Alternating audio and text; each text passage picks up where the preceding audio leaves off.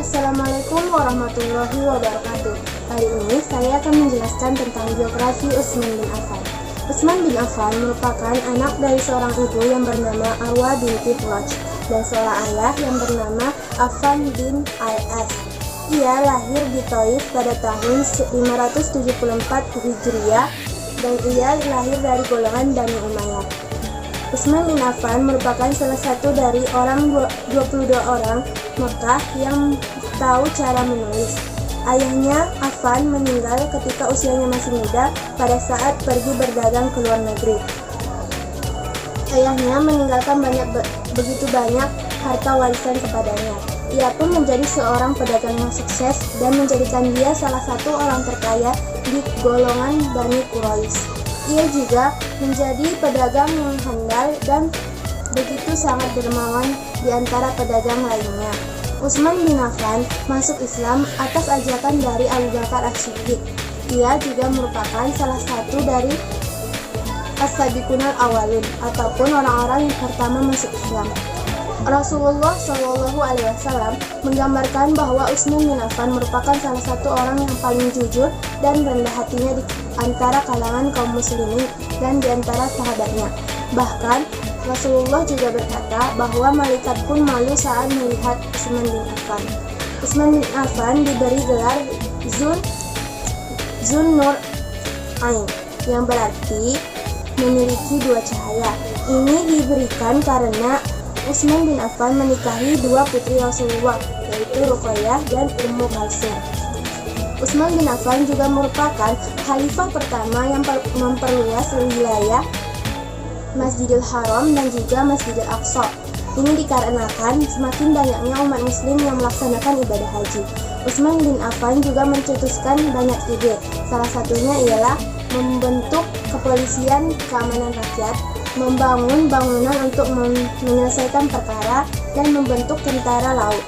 Ia juga tidak segan-segan memberhentikan para gubernur yang tidak baik dan tidak tegas dalam melakukan tugasnya. Salah satu jasanya yang paling besar adalah dengan mengumpulkan Al-Quran dan menjadikannya satu mushaf.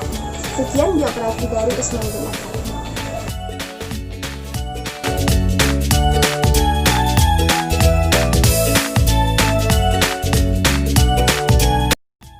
Umar bin Khattab tidak langsung memutuskan siapa yang akan menjadi penggantinya, akan tetapi ia membentuk sebuah tim formatur yang dipilih dari sahabat-sahabatnya untuk menentukan siapa khalifah selanjutnya.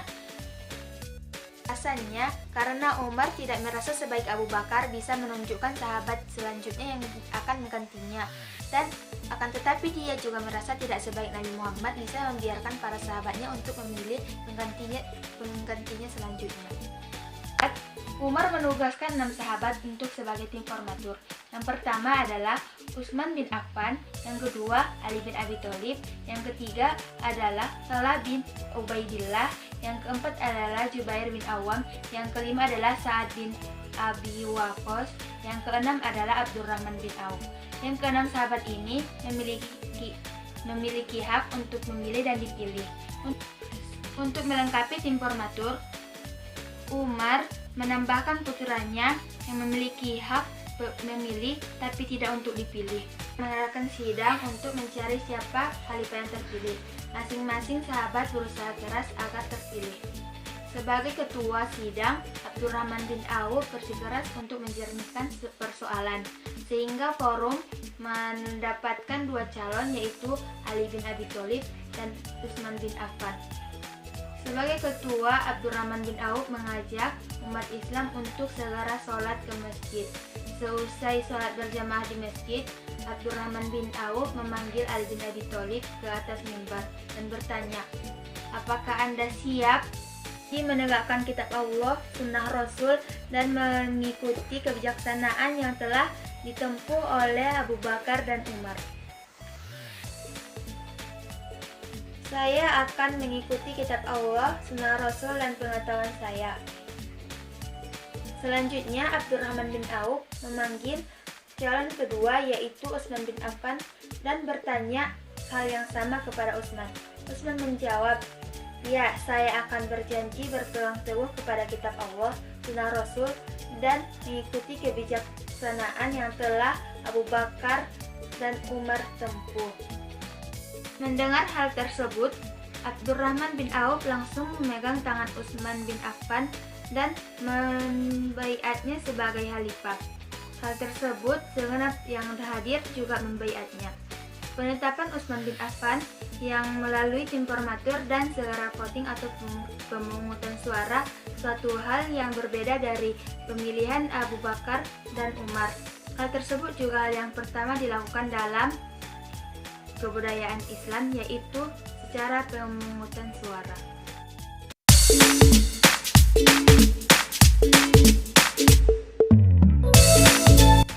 Setelah Utsman bin Affan dibaiat menjadi khalifah, ia pun melanjutkan kepemimpinan sebagai pemimpin Islam.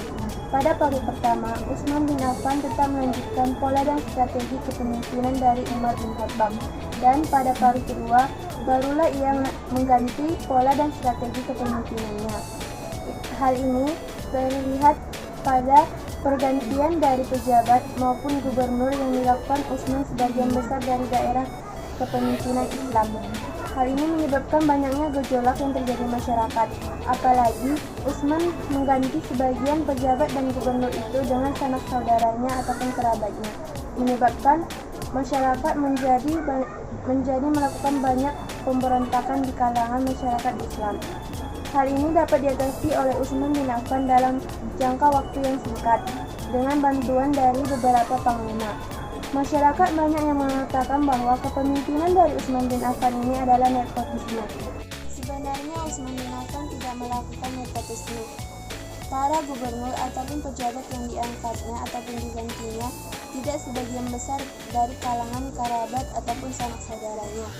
Walaupun itu dari kalangan kerabat atau sanak saudaranya, ia tetap mengangkatnya dikarenakan kecakapan ataupun kemampuan kerabat atau sanak saudaranya yang memang mampu dalam memimpin sebagai pejabat.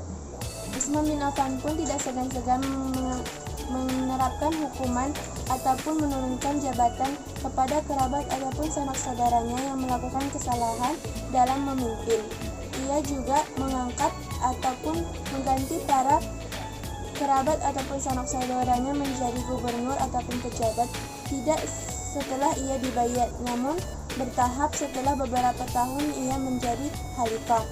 Utsman bin Affan memang memiliki kelemahan dalam usianya yang sudah lanjut. Hal ini menyebabkan ia mudah mengabulkan tuntutan dari para pembangkang.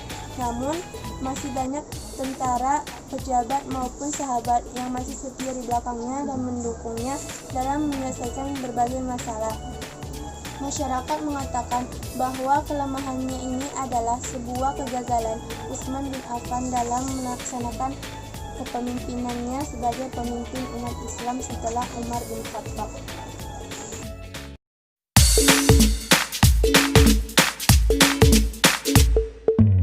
Utsman bin Affan yang menggantikan Umar bin Khattab sebagai khalifah juga memerintahkan perluasan wilayah.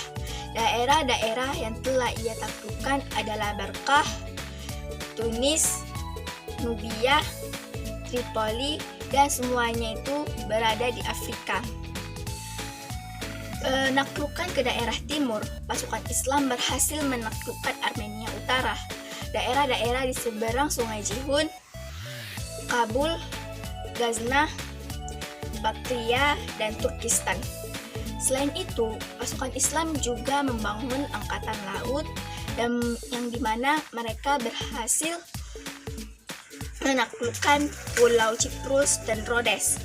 Penaklukan wilayah barat dimulai setelah terjadinya penyerbuan pasukan Romawi yang berhasil merebut kota Iskandaria pada tahun 27 Hijriah atau 647 Masehi, pasukan Islam bergerak menuju Tripoli yang dimana itu telah direbut oleh pasukan Romawi. Pasukan berjaya di daratan, namun demikian mereka tak memiliki armada laut sehingga kota-kota pantai sering diganggu oleh pasukan Angkatan Laut Romawi. Dalam pertempuran laut yang hebat itu, armada Muslim mampu menunjukkan kekuatannya. Pada tahun 28 Hijriah atau 648 Masehi, berhasil menaklukkan Pulau Cyprus. Setahun kemudian, Pulau Rhodes pun berhasil direbut dari tangan Romawi. Pada masa akhir pemerintahannya, kekuasaan Utsman bin Affan membentang dari Tripoli di barat sampai Armenia utara.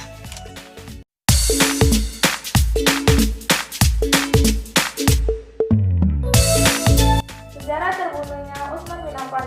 Utsman bin Affan merupakan sosok pengganti dari Umar bin Khattab. Ia menjalankan tugasnya sebagai khalifah dengan baik. Banyak daerah yang telah berhasil dibebaskan dari penguasa zalim pada masanya, baik dari belahan timur dunia maupun dari barat, sehingga kekuasaan wilayah Islam makin luas. Atas kehendak Allah Subhanahu wa taala, Utsman yang terkenal menjaga kehormatan dirinya menemui ajalnya setelah adanya kekacauan yang telah dimotori oleh Abdullah bin Sabah, merupakan seorang sosok Yahudi yang berasal dari Sana'ah, Yaman. Dia menjadi muslim pada masa kekhalifahan Utsman bin Affan. Sayangnya, dia menjadi muslim tidak diikuti dengan niat yang tulus, melainkan untuk memecah belah umat Islam lainnya, sama seperti tujuan umat Islam lainnya. Abdullah bin Sabah mengarahkan kroninya dan orang-orang awam yang telah berhasil memprovokasi mereka, yang telah berhasil diprovokasi oleh Abdullah bin Sabah. Ia mengatakan kepada mereka bahwa Utsman telah merebut kekhalifahan yang menjadi hak Ali. Terlebih lagi, Utsman dikatakan Utsman mendahulukan kerabatnya merebut kepala daerah. Namun itu semua memiliki alasan yang kuat untuk mereka yang telah mencemoohkan Utsman. Dalam satu khutbah, Utsman memiliki kalimat yang bijak kepada mereka yang telah mencemoohkan Utsman. Ia mengatakan, "Hendaklah pemuka-pemuka kalian datang kepadaku dan menemuiku. Jangan memberikan pendapatnya kepadaku. Demi Allah, jika ada seorang hamba sahaya yang memberikan pendapatnya dan memberikan kebenaran kepadaku, maka aku akan merendahkan diri seperti seorang hamba merendahkan diri kepada saya." Namun tipu muslihat dari Abdullah bin Sabah lebih kuat. Dia mengarahkan para pemberontak untuk mengepung Utsman. Abu Hurairah berkata kepada Utsman, "Salah satu sahabat kita telah terkena panah."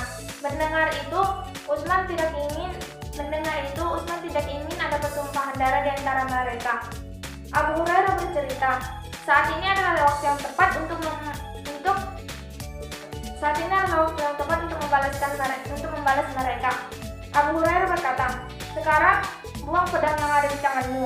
Aku sudah tidak ingin ada pertumpahan darah di antara kita. Lebih baik aku yang menolong kaum musliminku dengan diriku sendiri." Abu Hurairah pun melempar pedang dengan sembarang. Malangnya para pemberontak mulai mengubris para sahabat, yaitu Abdullah bin Zubair dan Abdullah bin Umar. Mereka mendobrak pintu dan berhasil melewati para penjaga. Abu Bakar berbalik dan mengarahkan pedangnya kepada para pemberontak. Dan pedang itu terkena kepada Utsman, dan yang dimana Utsman pada saat itu tengah membaca Al-Quran. Yang pada saat itu dia sedang berpuasa, dia menyibukkan diri dan membaca Al-Quran. Pedang itu terkena kepada tubuhnya dan menusuk-nusuk di tubuhnya, yang mana pada saat itu Utsman tidak bisa berbuat apa-apa. Ia berdiam dan ia meninggal pada usia 80 tahun.